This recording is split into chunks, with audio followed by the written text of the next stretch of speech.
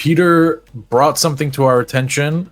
He's going to talk about his own Twitter, Peterception, on today's Not So Critical Update.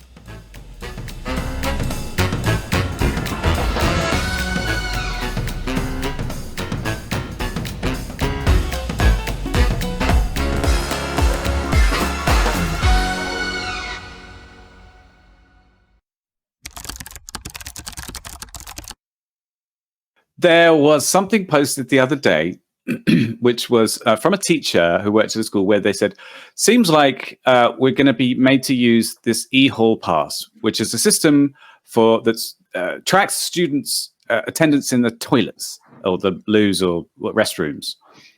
So, instead of an actual hall pass where they're allowed to go to the bugs, there's, I don't know, like a mobile app or something like this that says, yeah, you've got permission to go.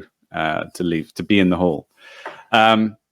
Obviously not very happy about this when they posted it on the Twitters. I think the original tweet has been deleted now. The person who posted it said that they often delete posts. I think they put it in their bio, often deletes tweets. So not totally surprised about that. But I had a quick look into it because I thought, this is maybe one of those cases where later on in the tweet thread, it said something like, somebody from the company has gotten in touch with me to say that they take privacy very seriously. So maybe it's not as bad as I thought.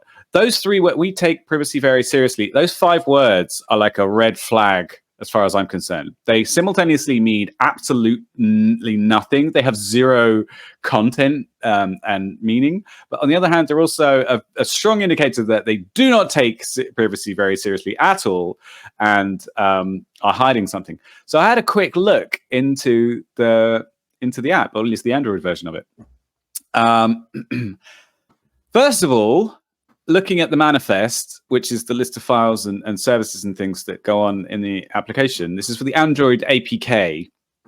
It lists that it loads some code from AdColony, which is an ad network. And kind of curious why they're doing that.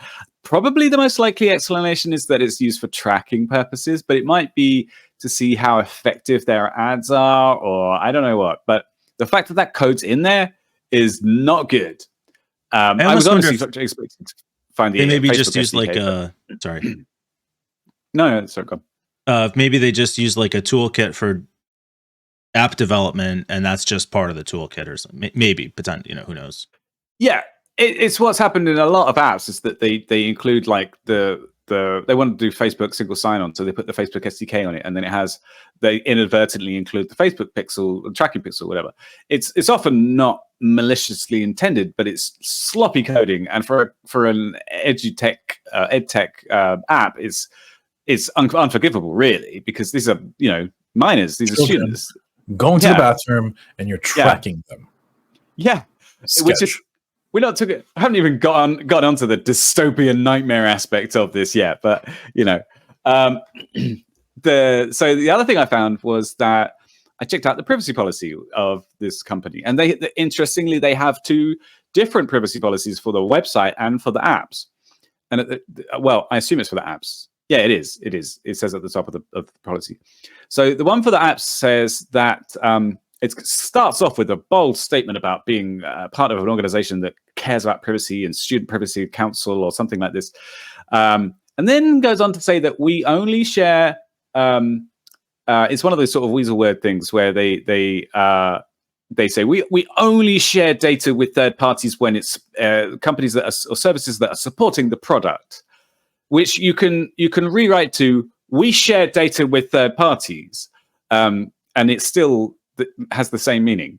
So I asked them on Twitter. Look, obviously they're not going to respond to me, but what's that list of third parties? Who are they? If they care so much about privacy, then tell us. And it's a legitimate question, but I mean, there are legitimate third parties that you could have to share information with. You could say we use AWS for our hosting, and that's where the information is stored. So that's being stored by a third party. Like that's a totally legitimate thing. All right, I admit that I have a strong bias in the negative direction here because there's so many companies that have done this badly before. And I'm absolutely 100% expecting them to not respond or respond by not answering the question or get caught out for doing something dodgy that was not their fault. I don't know. I take them at their word. If they say they're private secure, then I accept that on its face. Yeah, right. Good enough for me. Yeah. Because we've got so much evidence of ethical behavior in the past. Why are you so past. cynical, Peter? If they replied to me with, you know what, we're open sourcing the project, here's a list of the companies, and it's good, then great. That's how research like this should happen. They should get audited somehow. They should make this public. There's no reason for them not to, and there's no negative for releasing this information unless they're doing something wrong. But the problem, I guess, a big problem I see when companies do things like this behind an opaque wall. I guess walls are opaque anyway. Is that like, okay, you guys heard Signal got hacked in a way, but they really didn't. It was Twilio that got an employee at Twilio got phished, and 1,900 phone numbers, I believe, and activation codes were leaked. This wasn't Signal's fault. Signal is ironclad, but Twilio wasn't, and it's very unfortunate. But this is a really great example of even when a company does pretty much everything correctly, a third party can still be the result of a leak. And now, obviously Signal took this in with a stride. They came out instantly, the day actually that it happened, they came out with a statement. They did not fuck around. And this company, one, how many third parties are there? And two, if any of these third parties has a publicly exposed S3 bucket with all these students' data, are they going to tell us? Like, no. Why would they? They might not even know about it. Reducing the attack surface. They say in the privacy policy, that the third parties also have to abide by their strong privacy policy, which basically, First of all, they have AdColony code in their manifest. So I'm not sure that the AdColony are going to be abiding by the e-Hallpass's privacy policy. Second of all, how do they enforce it? Third of all, that means that their own privacy policy says they share data with third parties. So those third parties are now also share with third parties. Yeah, now fine to share it with other third parties as well that support their services. So really, it doesn't mean very much at all. It's not actually very reassuring. So we kind of glossed over this bit earlier. Oh yeah, the dystopian nightmare aspect of it. Let's circle back to that bit. Let's just assume there are no privacy or security issues with third party sharing. You're still having students on their phones check in and out. Do we have a problem with that? I kind of feel like I'm a little on the fence.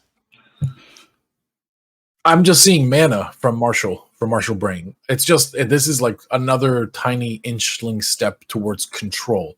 This time it's the school districts who are trying to control, and their veil of argument is that, well, we want to make sure that our students don't abuse their bathroom time, right?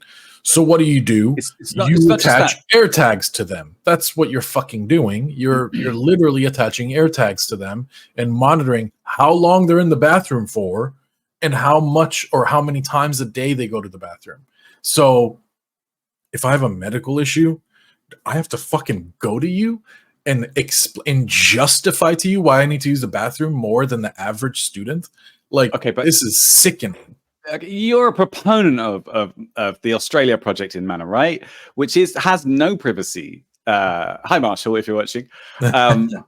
So for those who are not familiar, you remember my argument to Marshall was, can't we do the Australia project with privacy still intact? And I asked that open-ended because I wasn't going to come at Marshall. I'm a big fan of his and be like, you're wrong, and here's all the reasons why you're wrong. Of course, I love the idea of the Australia project, just like I like the idea of the Matrix. Plug me in. That doesn't mean that this isn't wrong. But we also, go ahead, Peter. No, it's okay, Mike. You haven't said anything for about 10 minutes, so we should probably let you speak. So I was in school once. What I wanted to say was, okay, sorry, Mike, go ahead. No, please. I was in school once, and you still had to have a hall pass, and it was just a piece of paper that a teacher would hand you. So if this is essentially, instead of a teacher handing me a piece of paper, tapping a button on their phone to give me something on my phone, that's not a big deal.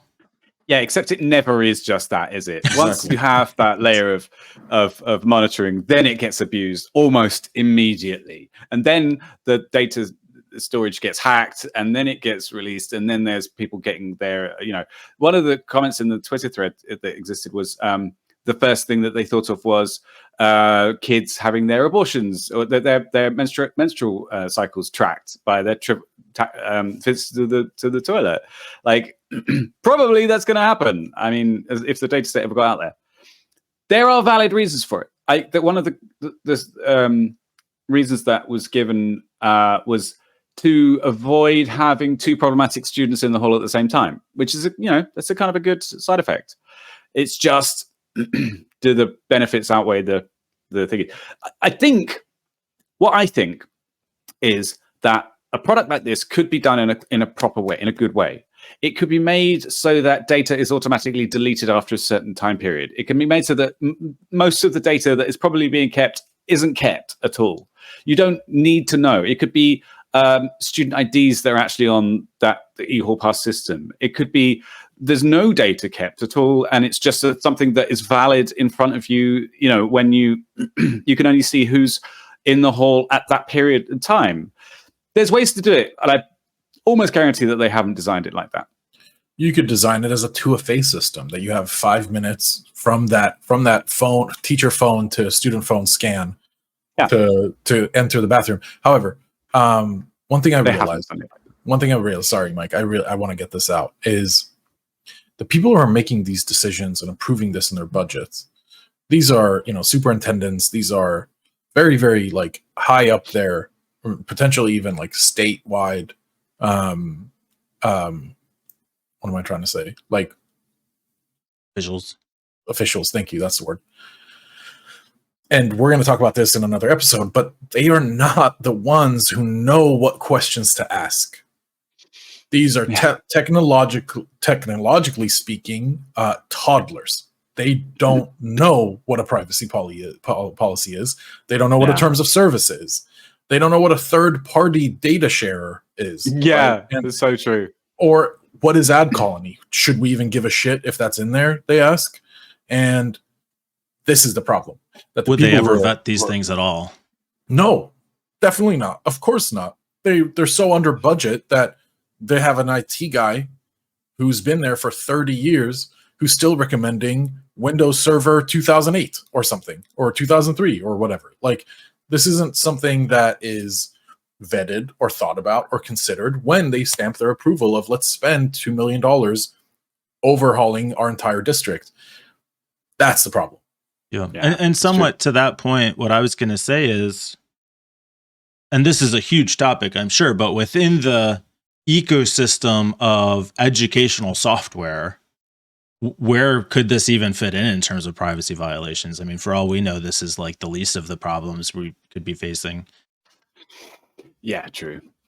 Well, we are hearing time and time again about unvetted software during COVID being introduced to school children and their data being abused because absolutely. These teachers and administrators don't have the knowledge or the money or the time, especially during COVID when it was turned upside down, or the time to do what is necessary before introducing new technology to these kids. And that's a huge problem. So you're right. So the good news is the least of our worries. So the good news is our very own Peter Lowe, has made himself the center of this story with this tweet. So no, this is good. Yeah, I'm giving Peter a hard time, but the truth is, like, this is kind of an important story. Our listeners could participate by retweeting this, by commenting, by helping us follow up and stay on top of this. And I'll put a link to the tweet in The description of the video? Which is just below the subscribe button down there, actually. Interesting so, that you would mention that, Peter. Yeah, I don't know. If you like this kind of content, if you want to see more of it, subscribe. Check us out. Always unsubscribe later on if you don't like it. Or just ignore the subscription. I mean, who cares? Like, it helps us. Just click do like. A good thing. Yeah, like. Yeah. Also in the description is a link to our Discord server. So if you wanted to kind of participate in the conversation, submit articles like this for us to talk about, you could do that in Discord. Yeah. Or if you enjoy watching Jon sit there uncomfortably while we heavily shill for ourselves, which I personally am becoming a fan of. I'm starting to promote the subscribe and Discord stuff just so I can see Jon sit there going, I don't like this. Like, it's kind of fun. Sorry, I'm slamming the desk again. I will be quiet. Deal.